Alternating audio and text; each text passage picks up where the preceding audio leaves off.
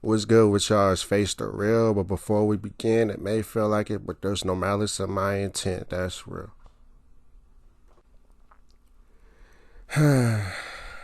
You know, I made a video rant basically freestyling my thoughts about why I'm single, but it was a bit volatile, so I took it down. It gave off an aura that I dislike women, which I do not. I love women and have excellent relationships with my mother and grandmother who played a huge part in raising me. I also treat people, man or woman, with the same respect that they give me. Nothing more and nothing less. I am mostly physically attracted to dark-skinned black women. The slim, pearly whites with a little curve that matches how much she weighs is a definite weakness for me. But I rarely dated dark-skinned women since all I could really attract were women of lighter complexions. I say that to say this. I mainly dated black women, so this video will mostly be detailing my experiences with them and why I will be single by choice for at least the next few years. The first point I want to make is unappreciative. A lot of women seem to think that they are entitled to certain things, which leads down a steep rabbit hole of them not appreciating the basics. I'm sorry to bring it to the modern woman, but if we are not married, then I really do not have to do anything for you. The dates, the helping with bills, protecting you against volatile threats, and everything else you expect a man who is merely your boyfriend to do is not your right. I have to say this because the average woman wants these things, or for the man to elevate their life to a better state while contributing next to nothing. If I'm doing all of these things, I do not expect resistance, but instead I expect cooperation. In today's dating market, submission and cooperation are taboo words for modern women, and don't let them have a kid. If she has a kid, you have to understand that you are her last priority and you have to get in where you fit in. This is not temporary as some of the more naive men would like to believe. You probably assume that once she marries you that you will be king, but that isn't so. You merely signed yourself up to be a father to a kid that she can claim child support when she divorces you. By today's divorce statistics being as high as it is, you can count on this scenario happening. Most single mothers do not want a new man to discipline their kids in any way, shape, or form, but expect a new man to bear the financial burden. Congratulations, you played yourself. I can't believe I've been talking this long and haven't even mentioned cheating. Loyalty is extinct in today's dating market damn near worldwide. I'm not saying that men don't cheat and all the other nonsense as both genders do. I acknowledge that. However, the difference is that one party is punished severely while the other at most gets off scot-free.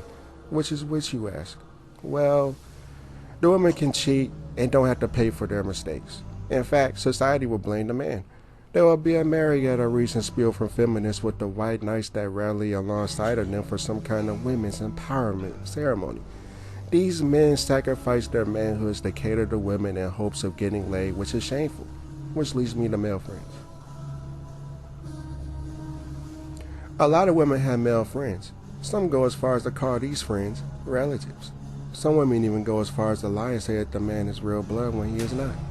He is just an orbiter she friends on quite some time ago that is awaiting his turn. How do I know this? Because I have been an orbiter before. Every man has at one point in his life as a boy, a teenager, or even as a grown man. Hell, some men that stumbled across this video may in fact be an orbiter as we speak. How is this an issue? Because as an orbiter, I had already had sex with the woman or was positioning myself to have sex with the woman. There has been a couple of relationships I've been in when I was younger and more nonchalant around women having male friends. They both told me the same thing. Oh, he's my brother. We've known each other for years, only for her to have sex with him or having sex with him while we were in a relationship. Even if the guy hasn't had sex with the woman yet, women are not oblivious. Men make things obvious when we want somebody sexually, even if we don't outright say it. Bottom line is that women can pick up on these things easily. So I keep them around in a committed relationship. Oh, I sound insecure, you say. If I'm uncomfortable with just a friend, then I should stay single, you say. Which leads me to my next point, gaslighting. A man in a relationship cannot set boundaries without the woman or someone she knows calling the man insecure. It's one big mind game and always puts the man in a more submissive role since he doesn't want to put his foot down. I don't blame married men since they will get divorced great. But just for the base relationship, this is the main reason why I'm remaining single. The amount of gaslighting is out of hand and there's always some kind of shade mixed in. The words, "You don't trust me," come up when I say I don't feel comfortable with you going on a girl trip to a big city with your single friends. I won't ever trust a woman I'm with to go completely out of town without me. And since women today feel like that's controlling, then I'm comfortable with being single. The next thing I want to address is denying sex. Now, this is touchy because I feel like if you're married, unless your partner is sick, then this should always be on the table. This is especially when you as a man are doing everything you need to do or what you both agreed on in the relationship.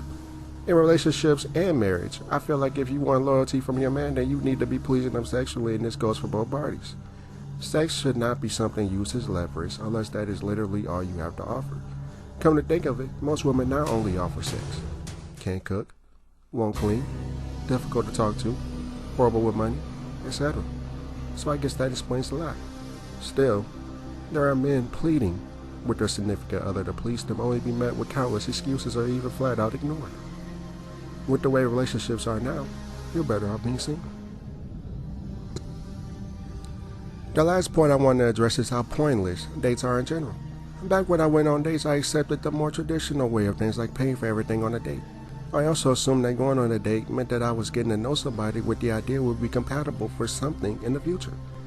I also assumed that there was some kind of mutual attraction since she wouldn't be sitting across from me if she wasn't feeling me, right? Right? Wrong. Modern women today will accept a date from a man that she has no interest in anything with. Why is this? Because the average woman is a narcissist that feeds off of attention and freeloading.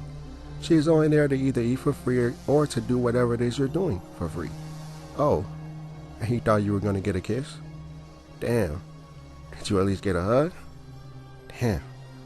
Well, I'm sure the guy that pulled up an hour or so later when you pulled off got everything you hoped for. Now, I'm not saying that after one day you should sleep around. I'm not even going to put a number on it at all, as I feel every situation is different and not a one-size-fits-all. However, if you as a woman accept a date from a man that you don't even like, plus you don't go Dutch, you are everything wrong with dating in this century, and I hope you die alone with no family or friends. Real talk. Yeah, if you made it this far, thank you. I'm not saying all women are like this, but it's a large percentage of women who sabotage relationships and marriages and receive no backlash. It's really not worth it to be committed to anybody nowadays, and it's a shame, really. I know people will come here and claim I'm bitter. Some will say I would meet the right person at the right time and all other nonsense. I truly don't care. If I can't find a relationship or even see a relationship that I can be in without sacrificing my manhood, then I will be happily single. Whenever I want to have sex, I'll step out and get it. But since I've grown older, the desire to sleep with random women has been greatly reduced in my conscience. So due to this, I have been focused more so on myself and has been much more peaceful with far less stress. Oh, and before I go, if you are in a relationship or a marriage and it's going well, I'm happy for you. I hope it continues to go well and families stay together. I had a man that I used to call my brother get married recently, and I never said anything to him to discourage him from tying a knot. I just don't feel like the juice is worth the squeeze, so I'm good on dating in 2022 for at least a couple years. Perhaps even more. Godspeed.